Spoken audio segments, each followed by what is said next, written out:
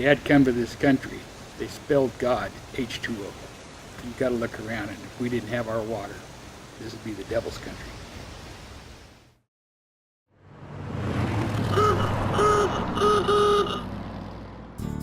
"100 years ago this July, in the small town of Ephrata, Washington, Billy Clapp, Rufus Woods, and James O'Sullivan gathered and mused about harnessing the power of the great Columbia River. Their dream was to bring water to the desert. Though the rangeland in central and eastern Washington was known for its scorching summer heat, little rainfall, and searing windstorms, these visionaries believed that acres of sagebrush could be transformed into a vibrant, food-producing area. They discussed the possibility of getting the water from the Columbia River to Grand Coulee. From there, they envisioned using canals to irrigate the Columbia Basin. 17 years later, President Roosevelt, at the helm of a federal project, endorsed the construction of the dam, which took over 8 years and an estimated 27 million man-hours. This 1-mile structure, comprised of 11 million cubic yards of concrete, was assembled one concrete brick at a time. Though the first water flowed over the spillway in June of 1942, hydroelectricity quickly took center stage as World War II erupted. The country's demands for more ships, more planes, more tanks, more guns, and more ammo meant that irrigating the basin was put on hold. In the late 1940s, many began flocking to the basin when farm units were offered up for sale.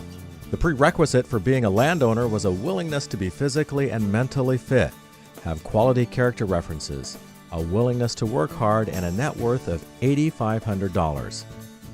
A total of 35 drawings over the next 18 years were conducted, awarding over 1,150 farm units.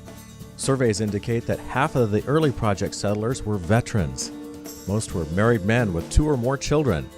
These settlers were impressively educated, with nearly 25% of men and their wives having attended college. An impressive statistic considering the national average for farmers was just under 9 years of schooling. Though most landowners reported growing up on a farm, over 70% came with a skilled profession other than farming. These families saw opportunity to build a life for themselves, their children, and for generations to come. 100 years has passed since the dream of irrigated land.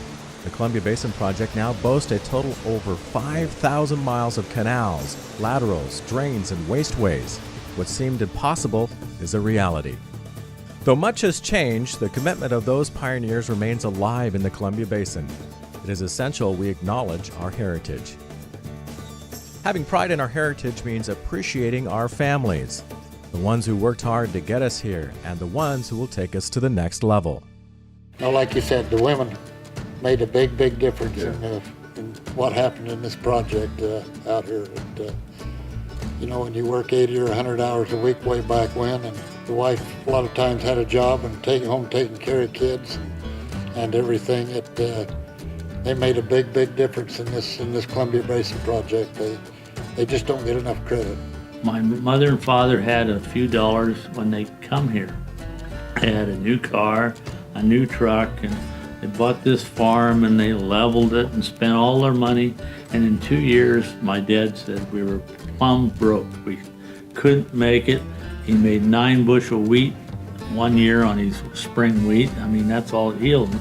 The drylanders were making 15 and he got 9. And anyway, maybe you should have been a better farmer.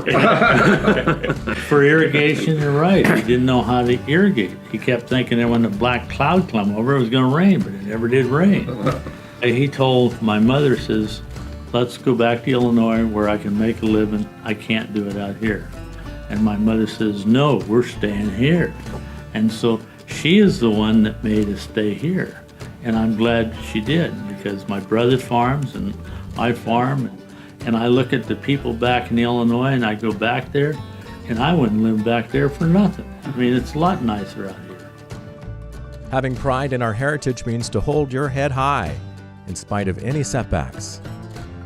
Just like you're speaking, once you've made a few losses and been through those cycles, after a while, you just get a little tougher to those. Get a little, age helps that. When you're 25, it's hard to take a whipping. But after you've had them for a few years, a few times, grown through them, pretty quick, you kind of take it in stride. Yeah. And you don't smile when it happens. but you've just learned something new again, and you move on. You know, we've been through multiple downturns. I mean, we've seen stuff that you don't want to see again, no doubt about that, but we've seen over our years of times where times were very, very tough, and we made it through, persevered, and you go forward. I think that's, you know, the younger farmers, a lot of times I think they've got to see that, and too much of the time, you know, when things are going good, you buy more land, you do whatever, you get too far ahead of yourself, and then when the bad time does come, sometimes those good farmers go away because they just got too ahead of themselves. Having pride in our heritage means to be an innovator when we are faced with challenges. You know, they were both innovators, I think. You know, they were doing things that hadn't really been done before. They were gamblers at heart. They had to be. I mean, you'd have to be a gambler to get in this game. And you have to have a stomach made out of cast iron to, you know, every time you nearly lost everything you had in, you know, overnight, that sort of thing. Just hard work, perseverance, being innovative, all of those. Agriculture, in my mind, is still an art and not a science. So you're not limited by anything but your own creativity in your mind, and you can become an artist. The science doesn't hurt, but use creativity. Having pride in our heritage means taking a moment to truly be grateful for the life we have chosen. Never to worry about making a mistake. If you recognize what a mistake is and you don't do it again, it's not really a mistake. Yeah, it wasn't that long ago, my grandson, he's 6, he says to me, "Papa, when I grow up, and if you're still alive, can I come farm with you?" Good feeling, huh? I'll try to do my part. That's great. Yeah. That's wonderful. The Washington State Potato Foundation pays tribute to those of you who are a part of this heritage, to our ancestors, to our parents and grandparents who saw the potential in this land. Thank you for dreaming big. Thank you for never giving up in tough times. Thank you for inspiring us to improve and excel. We are proud of our heritage.